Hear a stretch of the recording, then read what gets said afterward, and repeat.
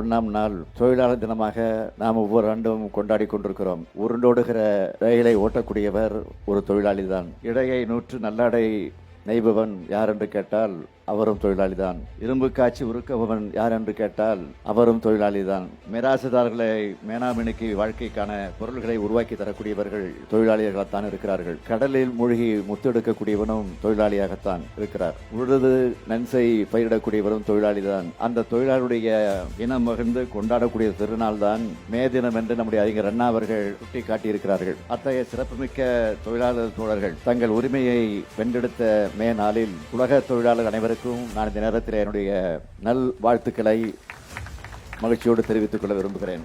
தொழில் வளர்ச்சிக்கு இலக்கு வச்சிருக்கக்கூடிய மாதிரியே தொழிலாளர் வளர்ச்சிக்கும் இலக்கு வச்சு இந்த அரசு செயல்பட்டு கொண்டிருக்கிறது.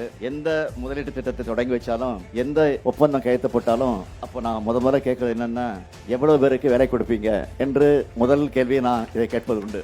ஆக வேலை தருபவர் பணியாளரிடையே இருக்கக்கூடிய உறவை சமரசத்தின் மூலமாக நாம சமப்படுத்தி கொண்டிருக்கிறோம். பிரச்சனைகளை பேச்சுவார்த்தை மூலமாக முடிவுக்கு கொண்டு வரணும். அப்படித்தான் இந்த அரசு செயல்பட்டு கொண்டிருக்கிறது. இது சாமானிய மக்களுக்காக, சாமானிய ஆட்சி என்பதை யாரும் மறந்துவிட வேண்டாம். என்னைக்குமே உங்க கூட இருந்து உங்களுக்காக நிற்கிற உங்களின் ஒருவன் தான் நானும் நம்ம அரசு என்பதை இந்த நாடே சமத்துவபூர்வமாக மாற வேண்டும் என்ற நிலையில் தான் எங்களுடைய லட்சியமாக, கொள்கையாக, இலக்காக வைத்து பணியாற்றி கொண்டிருக்கிறோம். இதில் மனதில் வச்சு தான் அரசு இன்றைக்கு பல திட்டங்களை தீட்டிக் கொண்டிருக்கிறது. இன்னும் ஒரு வார காலத்தில் நம்முடைய திராவிட மாடல் ஆட்சி உருவாகி 4 ஆண்டு நிறைவு செஞ்சு 5ஆவது ஆண்டில் அடியெடுத்து வைக்க இருக்கிறோம். எனவே மே தினம் கொண்டாடக்கூடிய இங்கு இருக்கக்கூடிய தொழிலாளர் தோழர்களை, நண்பர்களை எல்லாம் நான் கேட்டுக்கொள்ள விரும்புவது, உங்களுக்காக உழைக்கிற பாடுபடக்கூடிய இந்த திராவிட மாடல் ஆட்சிக்கு நீங்கள் என்றைக்கும் உறுதுணையாக இருந்து இந்த ஆட்சிக்கு பக்கபலமாக இருக்க வேண்டும் என்று கேட்டு மீண்டும் உங்கள் அனைவருக்கும் என்னுடைய மே தின வாழ்த்துக்களை தெரிவித்து நான் விடைபெறுகிறேன்.